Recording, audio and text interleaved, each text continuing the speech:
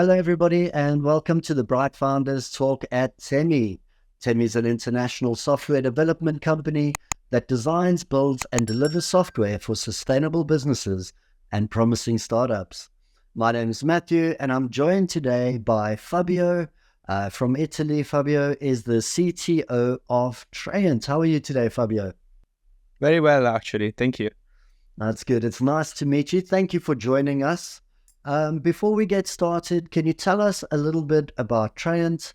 What is it about? How did you get there? So basically, I founded Trant with Federico D'Annunzio 3 years ago, about 3 years ago. And Trant is a startup that is focusing on making a very easy to use blockchain collaboration platform. And this is a very new and this interesting technology because before Trant, you don't really have ways of having applications that are not only easy to use but performant on blockchain. So with Trant, you can exchange document. The size doesn't matter in real time. So this is very, very new as a concept. And basically, we allow to create Web3 application that are like Web 2.0 application. So fast, real-time, easy to use, but based on blockchain. Okay, so for someone like me who is not at all technological, can you tell me what this means? You said Web 2.0, Web 3. What is the difference here? Basically, there are several things, several problems that we solve with a different approach. So the first problem is that if you want to use a blockchain to store documents in a way that they are tamper-proof, so nobody can tamper with your data, and they can be verified by third party without relying on other third party. So in a way that is automatic, that you can do with a software, with a procedure, you need a blockchain. The blockchain is the most economic way of making a document tamper-proof. The problem is that if you use a public blockchain like Bitcoin or, for instance, Ethereum, to put 1 megabyte of data into Ethereum, it will cost you from 40K to 500K. So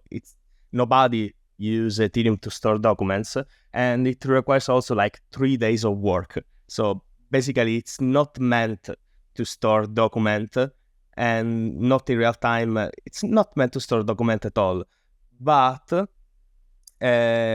sometimes you want to have, let's say you have ESG data. You want to make this ESG data of your company verifiable, more transparent, more trustworthy.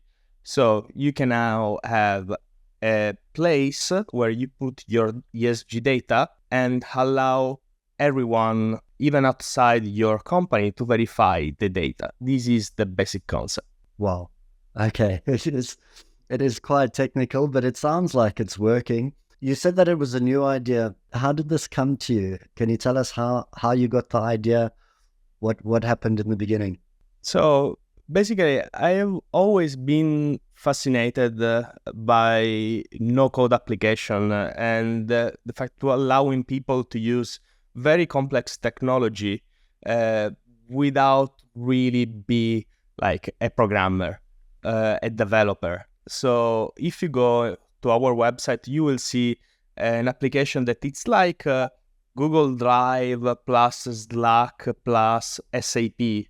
It's very, very easy to use, but it's based on the blockchain. And this was our initial goal, and we succeed in this goal. But at the beginning, there were many, many, many problems because not only we need to build this application that is easy to use, but also all the technology that are needed to have this real-time and data-intensive collaboration. So we built also a new kind of blockchain, which is an hybrid blockchain that basically combines public blockchain and private blockchains. And we have done a lot of research. We published papers. We have done eight patents in the last year. because we also needed this like foundational work to allow to create this platform. Correct me if I'm wrong. You've done, you said you've done a lot of work, 8 patents. The company's only been active since 2020. It was founded in 2020. Yeah, basically 2020. So you've done, it's a lot of work in the last 3 years. You guys must be moving. You probably don't have much time to sleep. No, now it's different. Before launching the product, it was like working very, very late. Now the software is not only stable but used in production, so you have different problems. So before, the problem was, okay, I need to build tens of components that needs to work nicely together, and I need to build these components like at the same time with different teams, and then assemble all together. And this was very hard. Now that the product was launched, the work is totally different. We connect more with customer, hear more what they are their problems, and trying to find a nice solution to their problem. And this is easier for us, at least, because there is no more foundational work to do, because we want always to be to live in the future. We work on new things. I like that. I really like it's easier than before. So you were telling me a little bit now, things are starting to not slow down, but your focus is changing. You're learning a bit more about your customer. And what does the immediate future look like for the company? In the next year or two, we are focusing on the customer. So the problem with our technology, if we can call it a problem, is that you can apply to many different things. So literally many things. The key for the success is to focus on the customer for us. So, and we cannot really focus on each and every customer because they are very different. So what we are doing today in the past month is create a solution that are very focused, that fix one problem. So for instance, we are working on a solution. We are actually have different projects currently that are about creating a digital product passport. A digital product passport is a tool. It's a container of information about a product. Okay, so you can have all the information about a product stored in a tamper-proof way using a blockchain technology. And the nice thing is that our solution, which is very different from a public or a private blockchain, allow us to create as many blockchain as we want, like literally billions of blockchain. So you can have one blockchain for each product, one blockchain even for each component of the product in the case of a car, okay? And then you can put like even gigabytes of information in this ledger that is personalized for the buyer. So let's say I buy a personalized watch or a personalized car or just a regular car. Then let's say it's an electric vehicle. So my usage of the car would be way different from your usage. So what we do, we allow car manufacturer to store all the history, all the maintenance information, all the recharging session about the car, all the mileage inside this ledger. And then when you want to sell the car, you actually sell the car, but also the ledger. And this means that the buyer now has more trustworthy information. So if the car says that has 30,000 kilometers, so it's basically brand new, but you don't have a ledger to prove it, it's a bit sketchy. But now you have this ledger, which is tamper-proof, so you can get higher value from your used car. And also these have also implication in everything regarding recycling. So you know that electric vehicles have batteries. Batteries are made by lithium, and lithium is like a rare component and needs to be treated in a certain way. But if I am a company that is recycling batteries and I receive your battery, I really don't know anything about your battery. Now, with the ledger, you have information about the usage. So, and this will change many things, because at the moment, when you have a car, when your car has 80% of remaining health, the battery, it's considered end of life.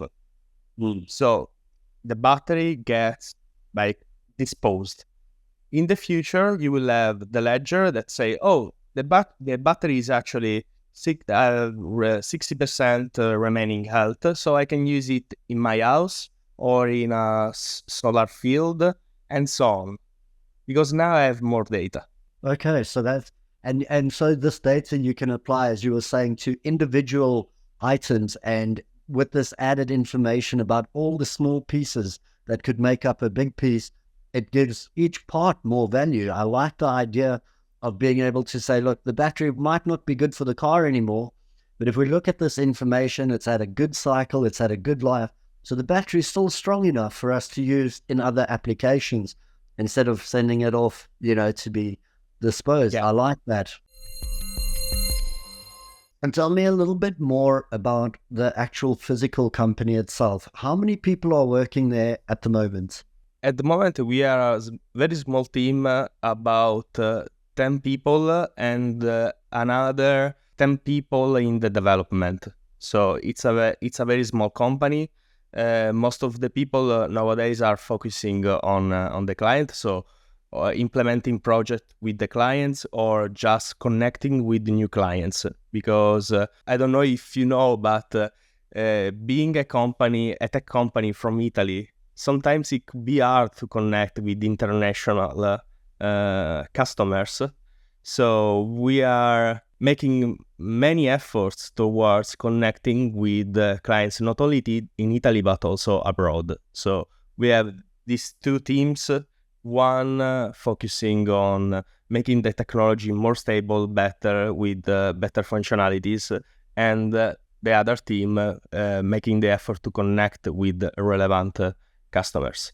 Fantastic. I know Italy at the moment is, depending on which website you look at, but most websites are saying that Italy has the best cuisine in the world.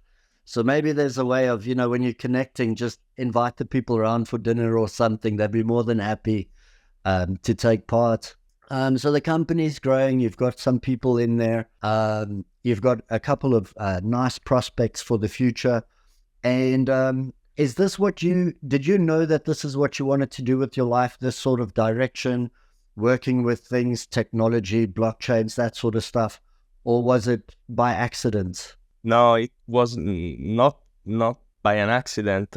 I do this like constantly. It's not only with this company, but I really like to tackle very difficult problems with my colleagues, with sometimes friends. Try to make the impossible. So this is what really guide me, but not only me, my colleagues, my working group.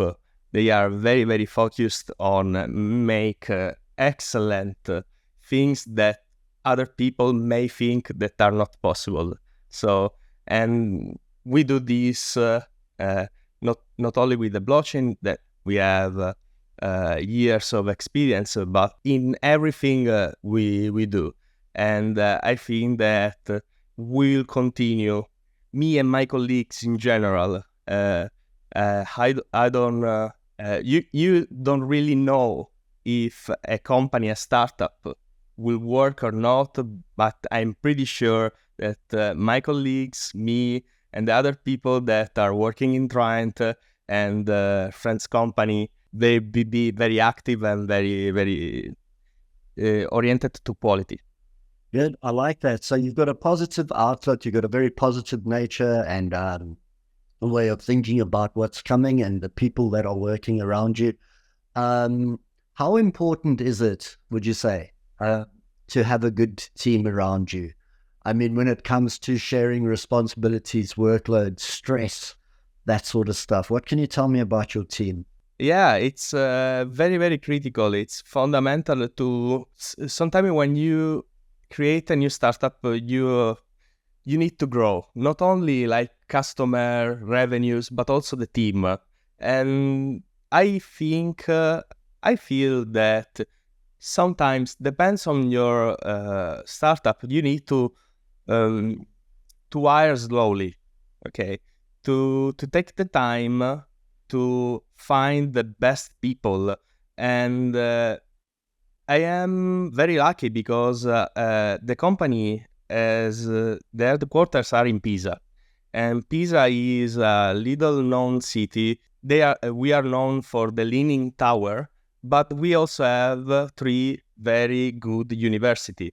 In Pisa, there are like 60K students, which are a lot, from three different universities. So you have all the talent you need in a city that is very, very small. So the length of the airport, okay, including everything, it's a little bit more than the length of the city. So it's a very small city. And this means that if you have an interesting idea and funding, of course, you can attract the best talents.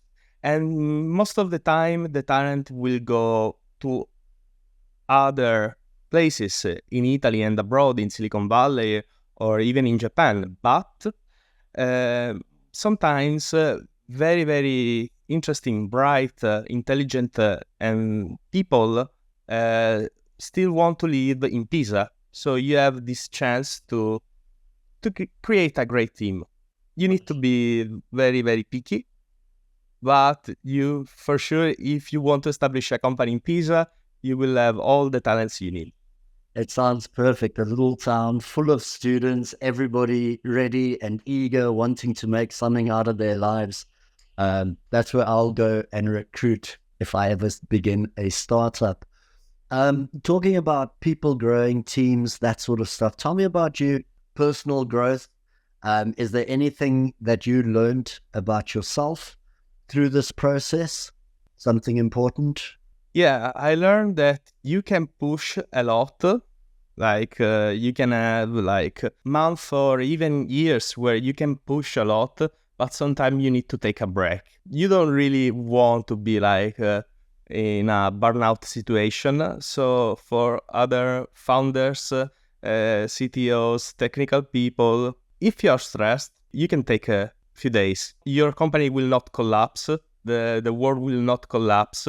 So sometimes you need to understand that you also have you need to take your time. So if you feel stressed out, okay, take a pause, take a vacation, do something for yourself, because you can do this for months, even years, but you cannot do this forever. Absolutely. Where do you go when you feel like it's getting too much?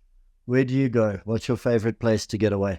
Basically, I can take a lot of stress because of how I deals with problems, because I also like to be like in this situation where you need to do many, many things. They are complex and you need to somehow find the solution. But when happens, I like to do nothing, like just few days, but really nothing. Go fishing, go in the countryside, renovate a small part of your house that you didn't have the time to do. You just need to turn off your brain. You understand what I mean? You can do things, but you don't want to think about your work-related problems. Just do other things. I like the idea of going fishing. I enjoy fishing and it's fantastic. It's a way of doing something and at the same time doing nothing. Depending obviously on what kind of fish, like deep sea fishing is a bit more intense, but fishing in fresh water, put the rod in, I'm fishing, but I'm actually doing nothing and it's fantastic. I'm going to ask you a couple questions in a minute, just a couple quick fire questions. But is there anything you'd like to add? Is there anything you'd like to tell us, to tell our listeners, the watchers, about your processes, starting your businesses, running startups? Is there anything important, valuable that you can share with us that I might have missed? I don't know if I can share something that is general, because my startup is, I think, that is really, really peculiar, because we didn't start with with the customer in mind. We started from a technical problem that we know have a lot of value if solved, but we started from the research. Okay, I think that we are different from many startups, but we are now doing what the other startup do from the beginning. So learning more from the customer and so on. So my advice is, if you are the kind of startup that are dealing with difficult problem that are you don't know even if you can solve it, for if you have funding and if you have time, just do it. Don't think about the customer. Don't look at what everybody else is doing. Do your thing, because if you started a company, you know what you want to do, what problem you want to fix. Don't pivot too early. Don't change your plan too early. Just persist, because sometimes you have problems that requires years to be fixed.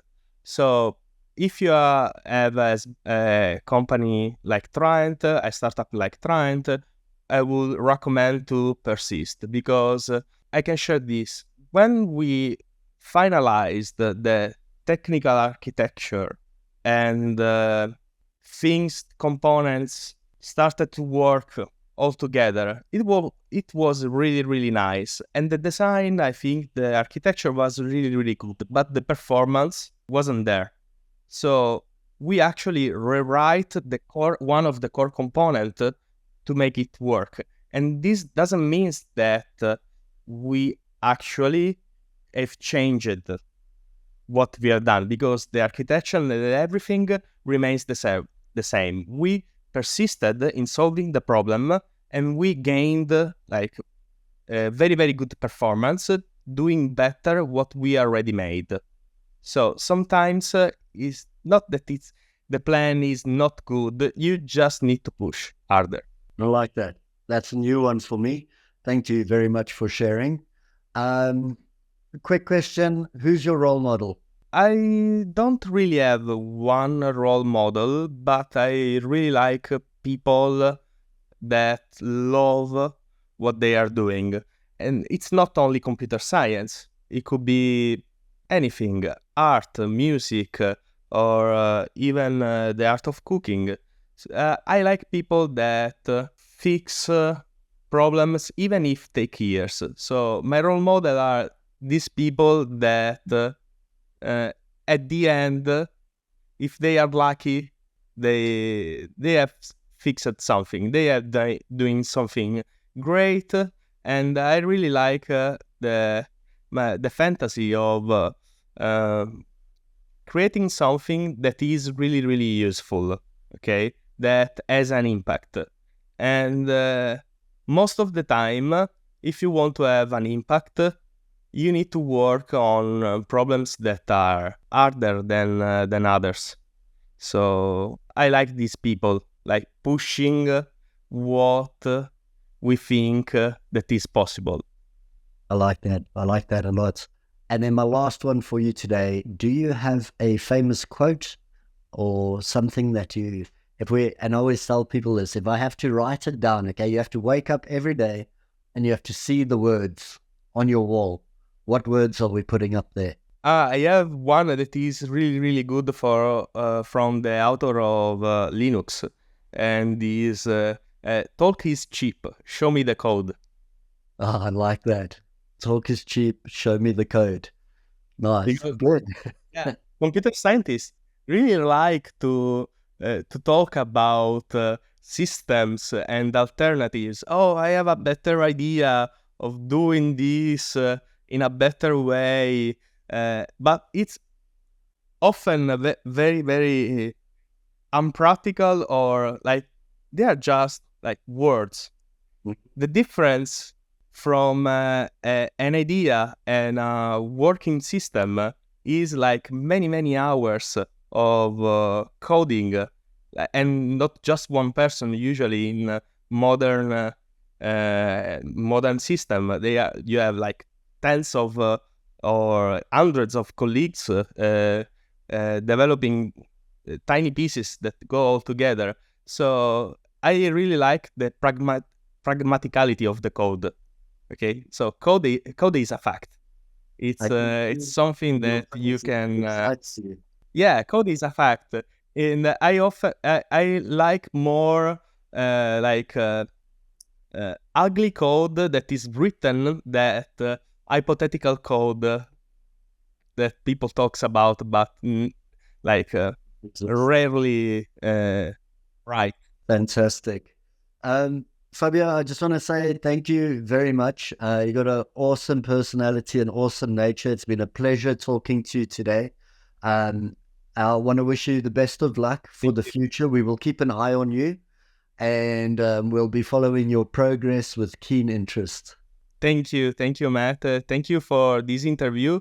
It was really, really fun, and I hope that somebody that will see this interview will find something not useful, because every story is different. But at least if you are in that place where you have this problem that you cannot fix, just push and you will fix it.